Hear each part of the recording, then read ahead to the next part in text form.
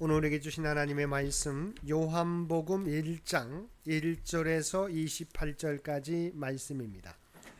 요한복음 1장 1절에서 28절까지 말씀입니다.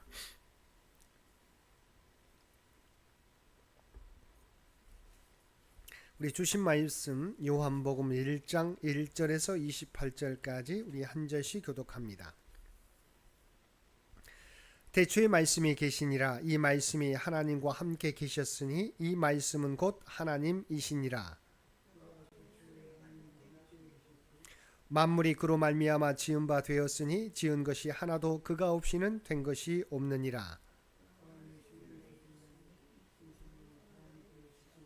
빛이 어둠에 비치되 어둠이 깨닫지 못하더라.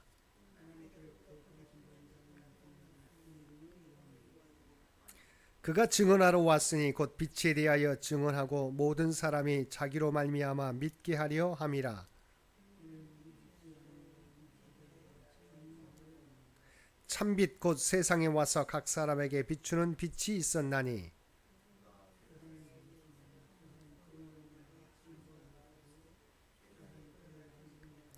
자기 땅에 오매 자기 백성이 영접하지 아니하였으나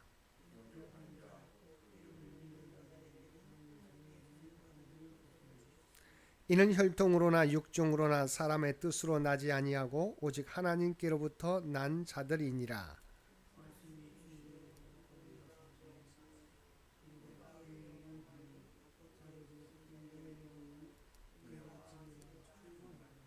요한이 그에 대하여 증언하여 외쳐 이르되 내가 전에 말하기를 내 뒤에 오시는 이가 나보다 앞선 것은 나보다 먼저 계심이라 한 것이 이 사람을 가리킴이라 하니라.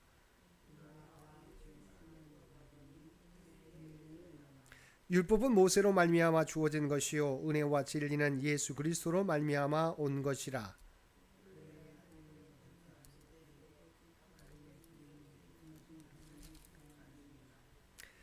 유대인들이 예루살렘에서 제사장들과 레위인들을 요한에게 보내어 내가 누구냐 물을 때 요한의 증언이 이러하니라.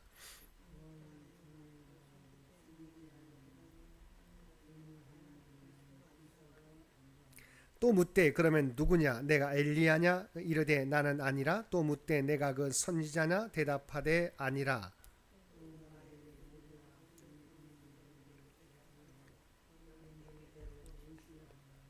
이르되 나는 선지자 이사야의 말과 같이 주의 길을 곧게 하라고 광야에서 외치는 자의 소리로라 하니라.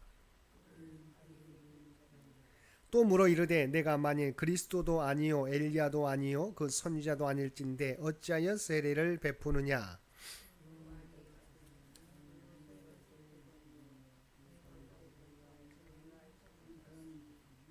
곧 내 뒤에 오시는 그이라. 나는 그의 신발끈을 풀기도 감당하지 못하겠노라 하더라. 이 일은 요한이 세례 베풀던 곳 요단강 건너편 베다니에서 일어난 일이니라. 아멘. 오늘도 말씀과 기도로 금요일 하루를 시작하는 모든 성도들 가운데 하나님의 놀라운 은혜가 언제나 함께하여 주시기를 주님의 이름으로 간절히 축원드립니다. 오늘 살펴볼 말씀은 요한복음 1장 1절에서 28절까지의 말씀입니다. 사복음서는 예수님의 삶을 중심으로 즉 성육신과 생애 및 순환과 부활을 통해 이루어진 예수 그리스도의 구속 사건을 네 방면의 다양한 관점에서 제시하고 있습니다. 우선 예수님이 구약에 예언된 그 메시아임을 강조하는 마태는 예수께서 구약에서 메시아의 혈통으로 예언된 아브라함과 다윗의 혈통을 타고 나셨음을 밝히는 족보를 제시하는 것으로 시작하고 있습니다. 이에 반해서 예수께서 하나님의 종으로 오신 분임을 강조하는 마가는 거두절미하고 예수님의 사역 계시 장면으로부터 그의 복음서를 기술하고 있습니다. 그리고 예수님의 인자의 측면을 강조하는 누가는 자신의 철저한 고증을 거친 복음서의 기술 방향과 모든 인류의 조상인 아담에게까지 거슬러 올라가는 족보를 제시하는 것으로 그의 복음서를 시작하고 있습니다. 그러나 예수께서 제2위 성자 하나님으로서 절대 신성을 지니셨음을 강조하는 요한은 우주의 역사를 초월한 태초까지 거슬러 올라가 만유를 초월하여 계시던 예수님에 대해 강조하는 것으로 그의 복음서를 시작하고 있습니다. 이제 1절을 보면 사도 요한은 예수 그리스도를 직접적으로 성자 하나님으로 묘사하지 않고 말씀 곧 로고스로 묘사하고 있습니다. 1절 말씀입니다. 태초에 말씀이 계시니라. 여기서 말씀은 하나님의 아들이신 예수 그리스도를 가리키는 표현입니다. 그리고 태초란 말은 처음, 시작 등을 의미합니다. 태초로 번역된 아르케라는 헬라어는 추상적인 의미에서 기원을 나타내기도 하고 원천이라는 뜻으로 쓰이기도 합니다. 이것은 예수님께서 영원하신 하나님과 태초부터 함께 계셨음을 의미합니다. 그리고 3절에 보면 만물이 그로 말미암아 지은 바 되었으니 지은 것이 하나도 그가 없이는 된 것이 없느니라고 말씀하고 있습니다. 본문을 비롯한 성경은 분명하게 만물이 예수님으로 말미암아 창조되었다고 밝히고 있습니다. 이는 예수님께서 일개 프리조물에 불과한 우리 인생들과는 전적으로 구별되는 창조주이심을 알려주는 것입니다.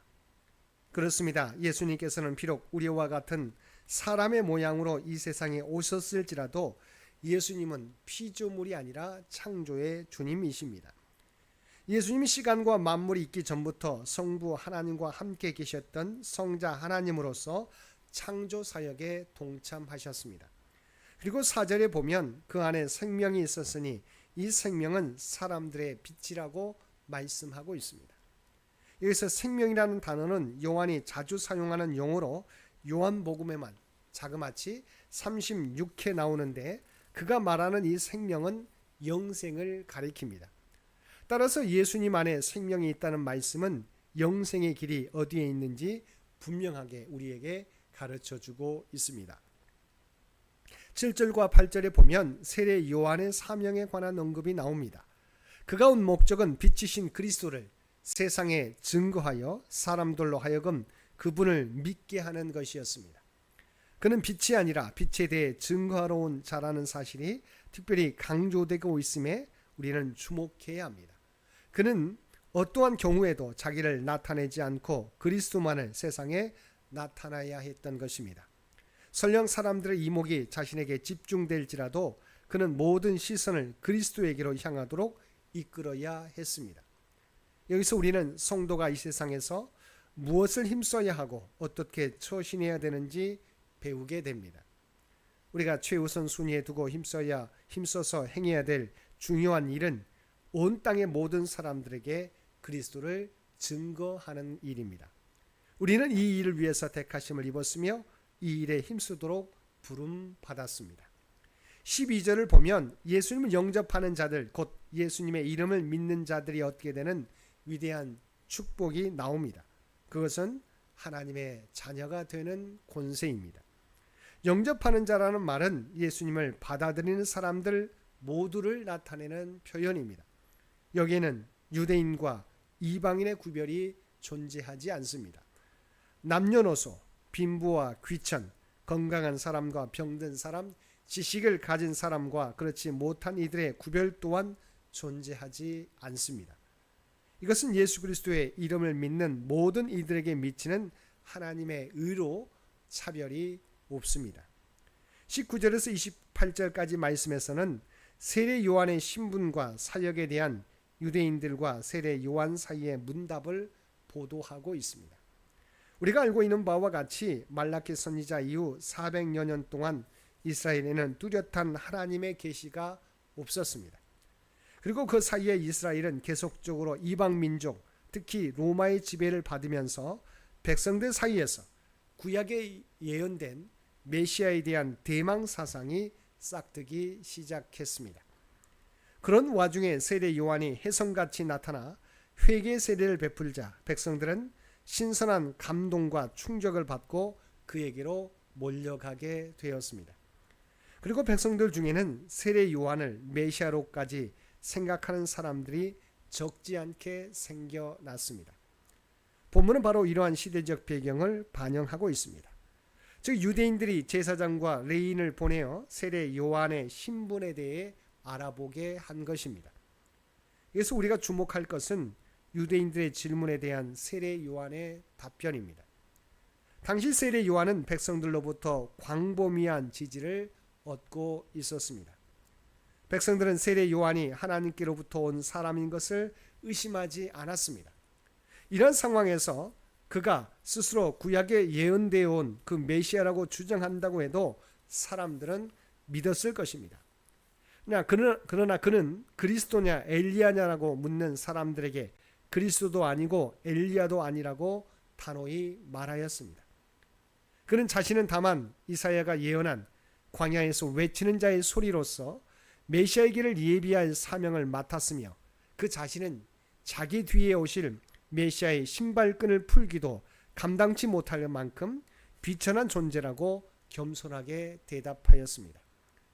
이런 사실은 세례 요한 그가 얼마나 철저한 소명의식을 지니고 있었는지 잘 보여줍니다. 실로 세례 요한은 오고 오는 모든 세대 사역자와 성도들의 귀감이 되는 인물이라 말하지 않을 수 없습니다. 사랑하는 성도 여러분, 세례 요한은 백성들로부터 절대적인 지지를 받고 있었지만 자기의 본분을 넘어서지 아니하고 오직 그리스도를 위해 주님의 길을 예비하는 사역에만 충실하였습니다. 그렇다면 오늘 복음 전도자로 부름받은 우리의 모습은 어떻습니까? 혹 주님께 돌릴 영광을 가로채며 우리의 본분을 망각하고 있지는 않습니까? 우리는 우리의 이름이 높아지고 많은 사람의 주목을 받는다 할지라도 결단코 주님의 일꾼으로서의 본분을 넘어서는 행동을 해서는 안 될 것입니다. 오늘도 오직 주님의 영광을 높이고 그분이 맡기신 사명에 충실하여 하나님의 뜻을 이 땅에 이루며 충성된 일꾼이라 하나님께로부터 인정받고 살아가는 저와 여러분 모두가 되시기를 주님의 이름으로 간절히 축원드립니다. 함께 기도드리겠습니다. 사랑과 은혜가 충만하신 아버지 하나님, 우리에게도 세례 요한과 같은 마음을 허락하여 주옵소서. 나를 드러내기보다 우리를 구원하여 주신 주님만 드러내며 살아가는 우리 모두가 되게 하여 주옵소서. 세상에 주님만을 전하며 살아가는 우리 모두가 되게 하여 주옵소서. 오늘도 특별히 이 나라와 이 민족을 기억하여 주시고 우리 앞에 놓여있는 정치, 경제, 외교적인 문제를 우리 주님께서 하시는 줄 믿습니다. 오직 하나님의 뜻 가운데 통치하시고 인도하여 주시옵소서. 교회 창립 100주년을 준비하며 나아가는 창현재단을 기억하여 주시고 우리 모두로 하여금 하나님의 뜻을 깨닫게 하여 주옵소서. 다음 선교 100년을 준비하는데 부족함이 없는 창현재단이 되게 하여 주옵소서. 육신의 연약함과 연로함 가운데 있는 많은 권사님과 집사님과 성도들을 기억하여 주시기 원합니다. 아버지 하나님, 하나님을 바라보며 예배드리는 주의 백성들을 늘 기억하여 주시고 그들의 예배와 기도를 흠양하여 주시옵소서. 우리 주님의 뜻 가운데 응답하여 주옵소서. 하나님의 놀라운 치유와 회복의 역사를 허락하여 주시옵소서. 사랑하는 자녀 손들을 위해 기도드립니다. 다음 세대 미래의 지옥들은 사랑하는 자녀들이 하나님과 늘 동행하며 살게 하여 주시옵소서. 하나님께 대한 믿음을 잃어버리지 않게 하여 주시옵소서. 또한 하나님께서 주신 꿈과 비전을 날마다 준비해 가게 될 때 아버지 하나님, 그들의 수고가 헛되지 않게 해 주시고 아름다운 열매로 하나님께 영광 돌리는 귀한 자녀들 모두 되게 하여 주옵소서. 오늘도 우리에게 복된 하루를 허락해 주신 것 진심으로 감사드립니다. 특별히 추석 명절을 앞두고 고향을 찾는, 또한 형제를 찾는, 아버지 가족을 찾는 사랑하는 가족들, 사랑하는 주의 백성들의 모든 오고 가는 교통편을 지켜주시고 신앙의 유산을 서로 나누며 건강한 모습으로 돌아올 수 있도록 귀한 은총 허락하여 주옵소서. 또한 우리가 어느 곳에 있든지 하나님의 거룩한 백성, 구원받은 백성이라고 하는 정체성을 잃어버리지 않게 하여 주시옵소서. 그리하여 오늘도 발을 딛고 살아가는 삶의 현장 가운데 그리스도의 아름다운 향기와 선한 영향력을 나타내며 살아가는 우리 모두가 되게 하여 주옵소서. 이 모든 간구 우리를 구원하여 주신 예수님의 이름으로 간절히 기도드리옵나이다. 아멘.